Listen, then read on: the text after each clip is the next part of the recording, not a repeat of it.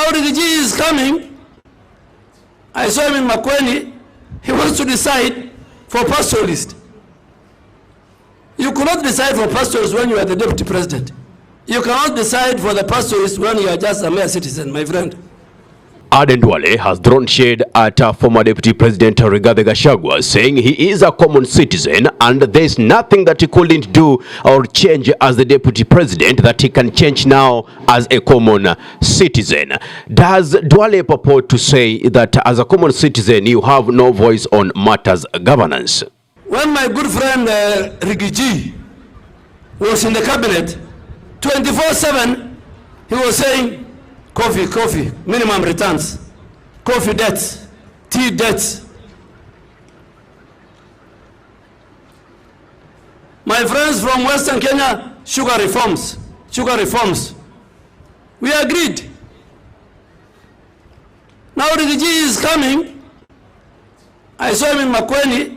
He wants to decide for pastoralist. You cannot decide for pastors when you are the deputy president. You cannot decide for the pastoralist when you are just a mere citizen, my friend. Pana wewe raia sasa, pana ongea juu ya ile coffee ile yako. Talk about the coffee, even if you are a citizen. Talk about the coffee and the tea. Pilipili usiyokula isikuwashi. Mother Karua has finally said that Raila Amolo Odinga is a traitor, saying that he used the and efforts and blood of the Gen Zs to join a pathetically performing government through what they now term as a broad-based government. Let us listen in to Mother Karua as she says this. When we declare or we become the opposition or leaders, political leaders, we owe a certain duty to Kenyans. Whether or not we are in the Gen Z movement, and that was the youthful people who did all the work and who died because of this country. Even in the Azimio demonstrations, majority of the dead were still Gen Zs and millennials. As leaders, we have a duty to protect and stand with the people. So it's not only the Gen Zs. I also personally felt betrayed. It's the worst administration to ever serve Kenya since independence. And to its credit, it holds the cup for illegal abductions of its own citizens. Nandi North MP Onesmus Ngoyoyo has said they will never allow their livestock to be vaccinated through force and dictatorship. He has also cited other reasons, like the government hasn't told them the exact diseases that they want to vaccinate their livestock. Mambo ya ng'ombe. Mulisikia juzi nimeitwa pale DCI. Wengine wanasema ati nilikuwa nimetusi rais. Sasa mtu mzuri kama mimi unaweza tusi rais? Mimi niliombea rais akutane na Mwenyezi Mungu. Na sio mbaya, nani hapa hataki kukutana na Mwenyezi Mungu? Hata kwa kazi zetu, kwa kila kitu, si tunataka tukutane na Mwenyezi Mungu? Sasa wakaniita DCI niseme nilikuwa nasema nini? Nikawaambia nilisema hivyo vile nilisema. Ya pili, rais huwezi lazimisha watu kudunga ng'ombe zao.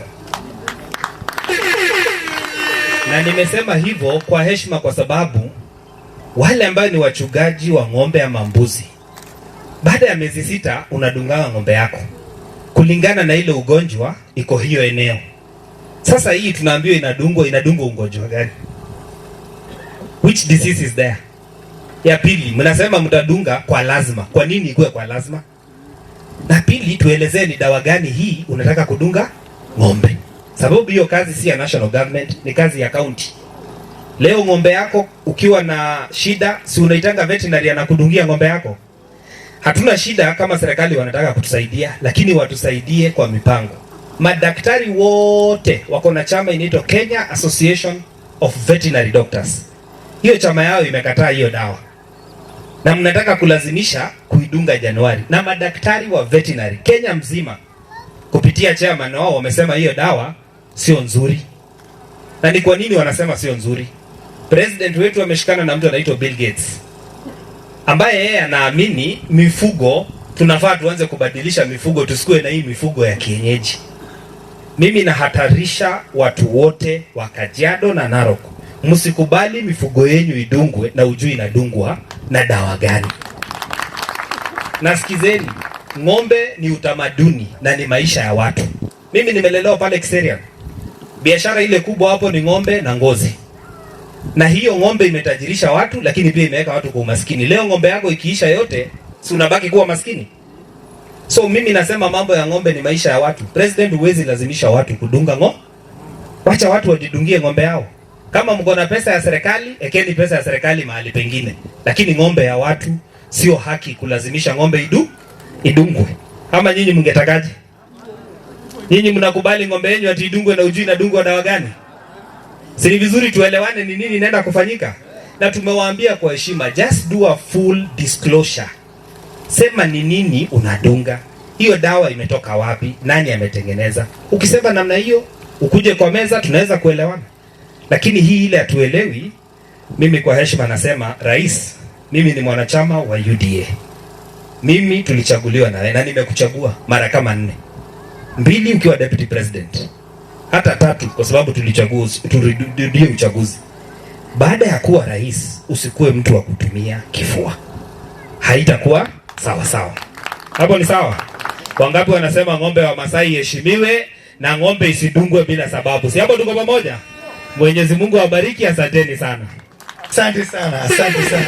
Junet Mohammed, who has recently demonstrated vehement support for Ruto's regime, has welcomed Ruto's move to appoint the new CSS to enhance the broad-based government. Ikiletwa na Mutai Kagwe, sawa sawa. Ikiletwa na Liki Janjui, wananchi ya Kenya ile kitu wanahitaji ni huduma. Sio mwenye analeta. So wale watu ambao walikuwa wanapiga sisi mwaka hii yote kusema ati ODM imefanya hii, ODM imefanya hii, sasa wakome. Wale wanatafuta kasi ni wengi, sio ODM peke yake. Watu wa gazeti wameniuliza jana, watu walipewa kasi. Hiyo ni mzuri sana. Sasa broad-based government is getting broader. Broad-based government is becoming broader. Imepanuka. Kwa sababu serikali ni ya wananchi ya Kenya yote, sio ya watu binafsi. Serikali ni kazi ya serikali ni kuhudumia wananchi. Hiyo ndio kazi yake. Na Wakenya yote ni walipa ushuru. Wakati wa expert yetu wengine waliingia kwa serikali, kuna wengine walipiga kelele, namna hii. Kama mtu ako na ujuzi ya kufanya kazi kwa serikali, wacha afanye kazi hiyo kazi. So sisi tunaunga mkono vile rais anapanua serikali. Nyeri Town MP was yesterday chased away by his constituents as he tried to address them. They called him a traitor and a thief. Remember, this is one of the MPs who actually voted for the impeachment of the deputy president then, who was Rigathi Gachagua. He is not the first one to experience this kind of hostility. Let us watch the clip.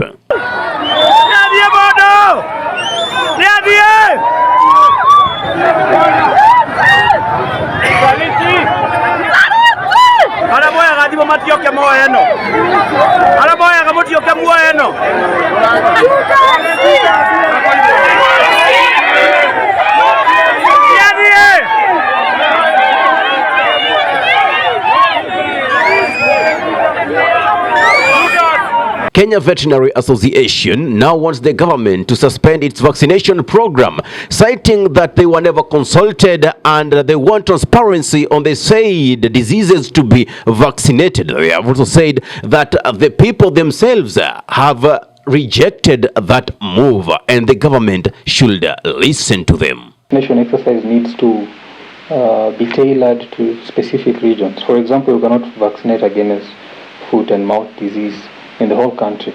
There are areas in this country where FMD is not such a challenge. So why will you go and waste resources there?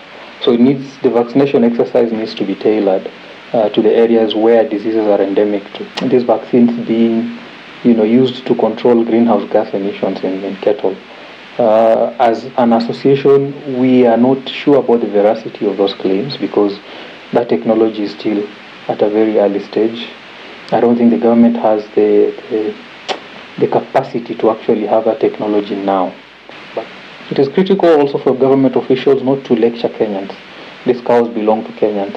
They are the ones who are going to bring them to you for vaccination, and And it's important not to lecture them, talk to them like adults, explain the benefits of the program, listen to their concerns and explain their concerns.